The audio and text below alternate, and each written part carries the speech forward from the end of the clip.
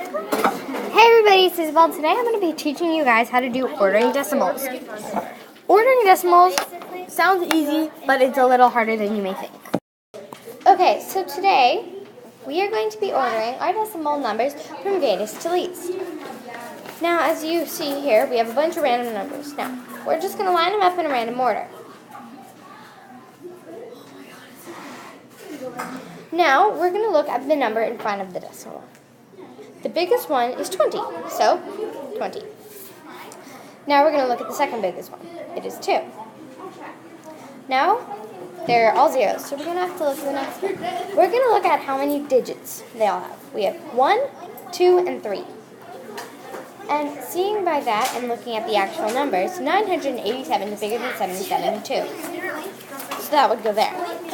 And 2 is smaller than 77, so it would be 77 and then 2. Thanks for watching. I hope you like this video.